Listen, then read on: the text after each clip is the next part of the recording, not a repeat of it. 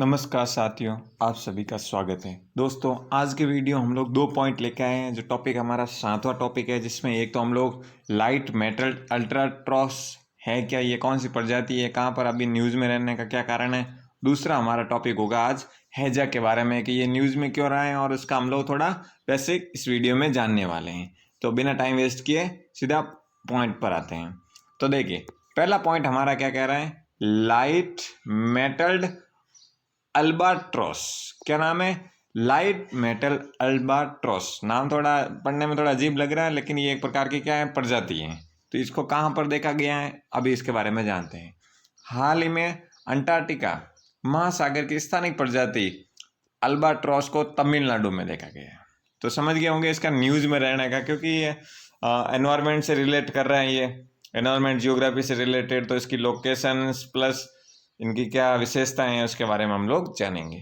तो इसे हाल ही में कहाँ देखा गया, मूल स्थानिक प्रजाति कहाँ की है, ये अंटार्कटिक महासागर की। क्योंकि कहीं कभार बोलूँ या मोस्ट ऑफ टाइम में यूपीएससी में ऐसे डायरेक्ट पूछा है कि कहाँ की स्थानिक प्रजाति हैं, तो उससे रिलेटेड पूछ लेते हैं। तो आपको इसके बारे में थोड़ा आइडिया होना चाहिए। और फिलहाल इसे कहाँ पर देखा गया, तमिलनाडु में देखा गया है। क्लियर है? नेक्स्ट, अब बात करते हैं कि भाई जो इसकी खोज है, इसकी खोज कहाँ पर देखा गया या खोज कहाँ पर हुई है। तो वह स्थान जहाँ अल्बाट्रॉस को देखा गया वह पाक की खाड़ी का हिस्सा है। मन्नार की खाड़ी के पास भारत के दक्षिण पूर्वी तट पर एक महत्वपूर्ण पक्षी क्षेत्र है। तो अल्बाट्रॉस है, इसे कहाँ देखा गया, मन्नार की खाड़ी के पास, जो पाक की खाड़ी का हिस्सा है। ठीक है ना। जब आप मैप में देखेंगे ना, ये भारत का जैसे मैप है, दक्षिणी भाग है, तो ये इस इलाके के आसपास में आप लोग थोड़ा अभी क्या थोड़ा मैप बताना मुश्किल है, लेकिन आप लोग यहाँ से थोड़ा आइडिया लगा सकते हैं, क्योंकि आप लोगों ने जियोग्राफी पढ़ी है, तो वहाँ से आप लोग आराम से समझ सकते हैं। नेक्स्ट देखिए, रामेश्वरम द्वीप के पास पाक की खाड़ी की ओर से दर्ज एक रिकॉर्ड महत्वपूर्ण है। और ये एक बार जब ये अंटार्कटिक पक्षी एशिया में चले जाते हैं तो शोधकर्ता नई चुनौतियों का सामना करते हैं। ठीक है। इसके अलावा यह खोज शोधकर्ताओं को प्रसिद्ध और स्थापित मार्गों व स्थलों से दूर पक्षियों के प्रवास की तलाश हेतु प्रोत्साहित करती है। ठीक है ना, ये याद रखने की जरूरत नहीं है। इसके आगे, चूंकि पक्षी की दर्ज की गई निकटतम साइट रामेश्वरम से लगभग 5000 किलोमीटर दूर है, इसलिए वायुमंडलीय दबाव में बदलाव अल्बाट्रॉस के भारतीय तट पर उतरने के कारणों में से एक हो सकता है। कहीं ना कहीं इनकी जो क्या नाम है, उपस्थिति या रुकने का कारण कहीं ना कहीं जलवायु, जो वायुमंडलीय परिस्थितियां हैं, वो भी कहीं ना कहीं अनुकूल रही होगी। तो ये कहाँ पर लिखा होगा, रामेश्वरम के 5000 किलोमीटर दूर पर। ठीक है। अब देखिए इसको डायग्राम देखिए, ये लाइट मेटल अल्बाट्रॉस का। तो ये एक प्रकार की क्या इस पक्षी प्रजाति है, क्योंकि ये उड़ रहे हैं, तो उसके हिसाब से आप लोग आराम से समझ गए होंगे। अगर इसका वैज्ञानिक नाम की बात करें तो इसका वैज्ञानिक नाम है फोबेट्रिया पल्प ब्रेथ। तो देखो, यूपीएससी में ऐसे डायरेक्ट वैज्ञानिक नाम तो अभी इतना पूछा नहीं गया है, लेकिन फिर भी आप लोग अगर पीसीएस हो या किसी भी एग्जाम की तैयारी कर रहे हो तो उसमें डायरेक्ट पूछ सकते हैं। ठीक है। अब इसके बारे में थोड़ा जान लेते हैं कि भाई जो इसका इंट्रोडक्शन क्या है। इसके अलावा ग्रे मेटल अल्बाट्रॉस या लाइट मेटल सूटी अल्बाट्रॉस के रूप में भी इसे जाना जाता है। ये जो अभी आप लोगों इसके बारे में अल्बाट्रॉस बारे में पढ़ रहे हैं, इसका दूसरा नाम क्या है, ग्रे मेटल अल्बाट्रॉस या लाइट मेटल सूटी अल्बाट्रॉस बोलते हैं। क्लियर है? तो दूसरा नाम भी थोड़ा बहुत पता होना चाहिए। नेक्स्ट देखिए, लाइट मेटल अल्बाट्रॉस अपना अधिकांश जीवन उड़ने में बिताते हैं।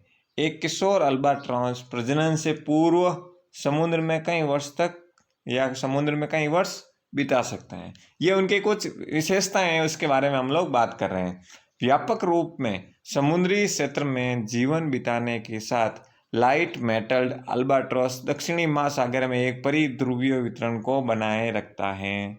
तो ये इंपॉर्टेंट फैक्ट्स हो सकते हैं, पॉइंट हो सकते हैं। जब आपको 3-4 इसके बारे में स्टेटमेंट पूछ लिया जाएगा तो इसको भी ऐड किया जा सकते हैं। ठीक है ना। तो देखिए, अब इसकी बनावट के बारे में हम लोग जानते हैं कि इसकी बनावट कैसी है।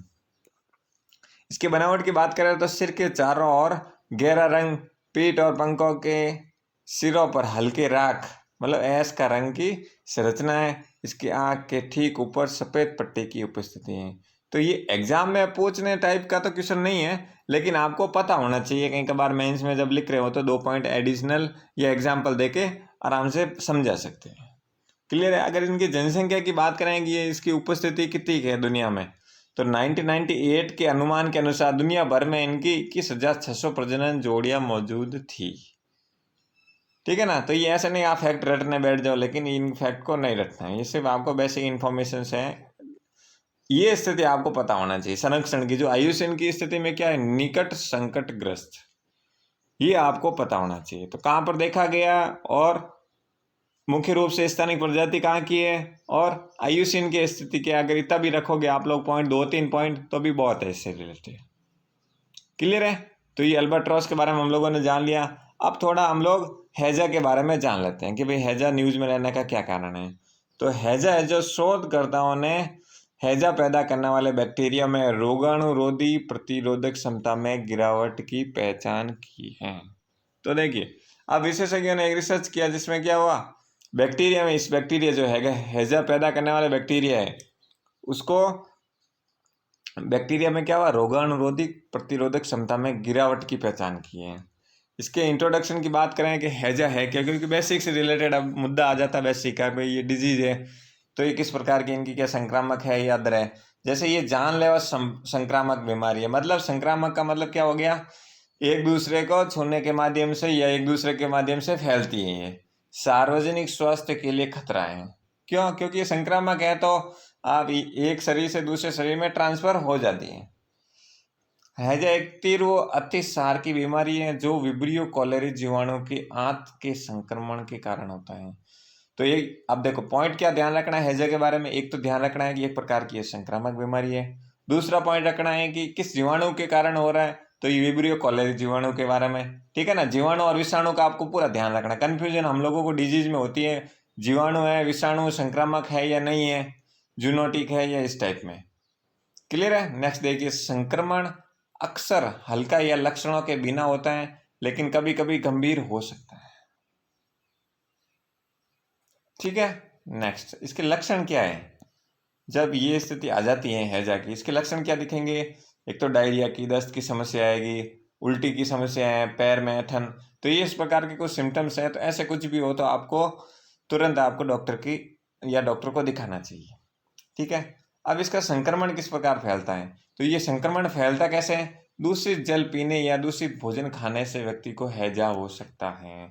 तो ये डायरेक्ट ये पॉइंट बता रहे हैं कि भाई दूषित जल होगा, मतलब साफ सुथरा ना पानी हो या ना खाना अच्छा हो, तब ये हो सकता है।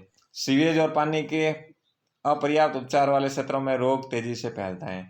तो जैसे अभी बारिश का मौसम है तो इस समय क्या हो रहा है, पूरी गंदगी भी, क्योंकि बैक्टीरिया है तो सारा कहीं ना कहीं हो रहा है, हर चीज़ में इन्फेक्टेड हो रही है, तो उसका भी आप लोगों को ध्यान रखना है। ठीक है दोस्तों। इसके अलावा इसकी अगर कोई वैक्सीन के बारे में बात करें कि भाई अच्छा ठीक है हमें हैजा हो गया, इसका क्या डोज अवेलेबल है। ठीक है। तो अभी देखते हैं। तो वैक्सीन, भाई इसका कोई टीका है क्या, तो वर्तमान में 3 टीके हैं इसके, डुकोरल, संचोल और यूविचोल प्लस हैजे के टीके हैं। तो आप लोगों को ये टीके अवेलेबल है या नहीं, ये तो कंफर्म पता होना चाहिए। अगर है तो कौन कौन से हैं, बस एक बार आपको जनरल नाम याद रखना चाहिए। एग्जाम में नहीं पूछा जाएगा कि टीके कौन क्या नाम है, लेकिन टीका है या नहीं है ये पता होना चाहिए। क्लियर है। अब देखिए लास्ट पॉइंट, सभी तीनों टीकों को पूर्ण सुरक्षा के लिए 2 खुराक की आवश्यकता होती है। ठीक है ना। तो 2 खुराक दी जाती है इनकी, और इनका मतलब कुल मिला के इसका जो इलाज है अभी उपलब्ध है, भारत में हो या कहीं और हो। ठीक है ना। जिनके टीके बन गए हैं मतलब कहीं ना कहीं उनका इलाज संभव है। क्लियर है। तो यहाँ पर आप लोगों को दोस्तों आराम से समझ में आ गया होगा, हम लोगों ने दोनों पॉइंट को अच्छे से समझ किए हैं। अभी आपका यही काम है, इसको रीड करो और पीडीएफ आप लोगों को टेलीग्राम चैनल पर मिल जाएगी। आप लोगों को अगर ये एफर्ट्स अच्छे लग रहे हैं तो प्लीज़ आप लाइक करें, शेयर करें, सब्सक्राइब करें। थैंक यू दोस्तों।